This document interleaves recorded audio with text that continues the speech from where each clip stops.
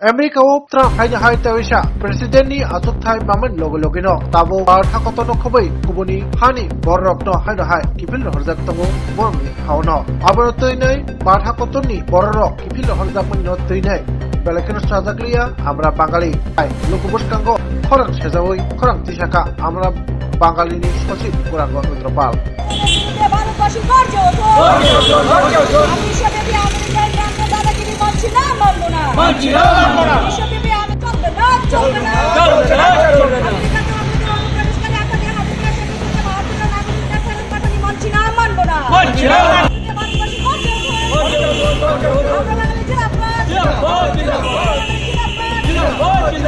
আমরা আজকে যে কর্মসূচি আমরা অনেক দলের পক্ষ থেকে আমরা করছি এটা গোটা বাংলার অঞ্চল জুড়েই হচ্ছে। সেটা হচ্ছে আপনারা জানেন এই আমেরিকার বর্তমান যিনি প্রেসিডেন্ট দ্বিতীয়বারের মতো নির্বাচিত হয়েছেন সদ্য ডোনাল্ড ট্রাম্প মহোদয়, তিনি ক্ষমতায় এসেই এই সবেমাত্র 20শে জানুয়ারিতে শপথ নিয়েছেন।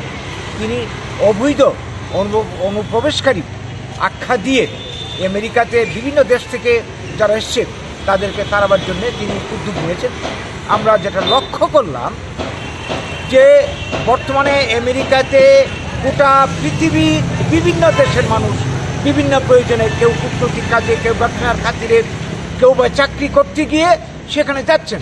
এইভাবে আমেরিকার মানুষও সারা পৃথিবীতে ছড়িয়ে আছে, সারা পৃথিবীর মানুষ বিভিন্ন দেশে ছড়িয়ে আছে। আজকে বিশ্বায়নের যুগে কেউ কারোর অবস্থান অস্বীকার করতে পারে না। তো এই জায়গায় দাঁড়িয়ে কেউ যদি অবৈধভাবে কোনো দেশে থেকে থাকে তার জন্য আইন রয়েছে, আমেরিকার নিজস্ব আইন রয়েছে, বিশ্বের আন্তর্জাতিক আইন রয়েছে, সে অনুযায়ী তার বিরুদ্ধে ব্যবস্থা হবে। হয়তো আমাদের ইন্ডিয়ার অনেক মানুষই আছে, আমরা জানি সেখানে যারা গেছে কিছু মানুষ থাকতেই পারে মুষ্টিমেয়, যাদের হাতে প্রয়োজনীয় কাগজপত্র নেই। যদি তা না থাকে তাদেরকে সরকার একটা সুযোগ দিতে হবে প্রথম, যে আপনাদের অবৈধ কাগজ মানে কোনো ইয়ে নেই, পাসপোর্ট নেই, ভিসা নেই বা কোনো কাগজপত্র নেই, আপনার অবৈধ অনুপ্রবেশকারী কাজে আপনাদেরকে আমেরিকা ছাড়তে হবে। একটা নির্দিষ্ট কনসিডারেবল টাইম দিয়ে সতর্ক করে তারপর যদি কেউ কাগজপত্র জমা দিতে না পারে বা কেউ কোনো অবৈধ কাজে অন্যায় বা কি বলবো আইন বিরোধী কাজে যুক্ত থেকে তার বিরুদ্ধে অ্যাকশন নিতেই পারে, এই নিয়ে কারোর কোনো বলার থাকবে না।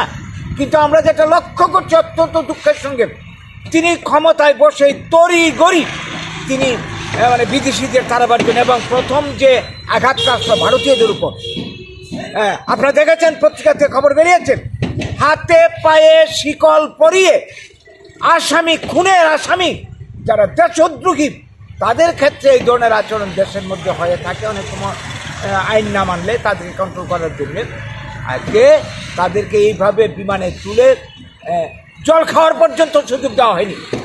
বিমানের মধ্যে কি ধরনের তাদের উপর অমানবিক ব্যবহার করা হয়েছে, মানবতা বিরোধী, তাদেরকে এই দেশে ভারতে পাঠানো হয়েছে।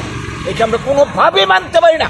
এটা চূড়ান্ত মানবতা বিরোধী এবং আমরা বলবো ভারত বিরোধী।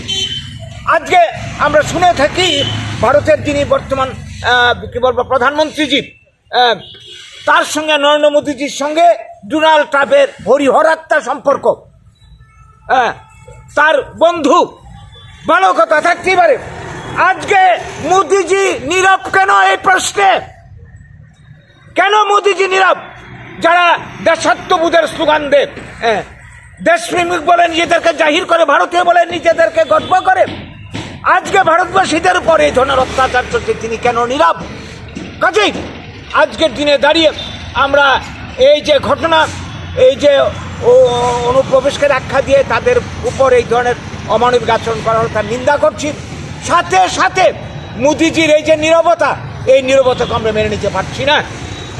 আমরা ধিক্কার জানাই, নিন্দা জানাই এই ধরনের কাজের এবং সেই সঙ্গে দাবি করব ভারত গভর্নমেন্টের কাছে, মোদিজির কাছে, যে এই ব্যাপারে যাতে ভারতবাসীর পক্ষ থেকে প্রতিবাদ জানানো হয়, এই যে এই ধরনের আচরণ যাতে বন্ধ করা হয় এবং যারা ওই দেশ থেকে ফেরত আসছে আমরা জানি না তাদের বর্তমান অবস্থাটা কি। আগামী দিনে হাজার হাজার মানুষ শোনা যায় তাদের কথা এই দেশে ঠেলে পাঠাবে। যদি তা করা হয় তাদের এই দেশে যাতে পুনর্বাসনের ব্যবস্থা করা হয়, ক্ষতিপূরণ দেওয়া হয় এবং যদি কারোর প্রতি অবিচার করা হয়, অন্যায় করা হয় আমেরিকার এই ব্যাপারে আন্তর্জাতিক আইন অনুযায়ী যাতে মোদিজি তার সুরাহার জন্য এটার বিচার প্রার্থনা করে আমরা এই দাবি জানাবো। এবং এই দেশবাসীর কাছে আমাদের আবেদন, এই ধরনের অন্যায়ের বিরুদ্ধে আমরা কেউ নীরব থাকতে পারি না। প্রত্যেকের উচিত গর্জে ওঠা, প্রতিবাদে গর্জে ওঠা। আর নেলে কিন্তু আগামী দিনে এই ধরনের আরও বহু ঘটনা ঘটবে। এই বিষয়গুলি জানান দেওয়ার জন্য আপনাদের মাধ্যমে আজকে আমরা এই সাংবাদিক সম্মেলনের আয়োজন করি। নমস্কার।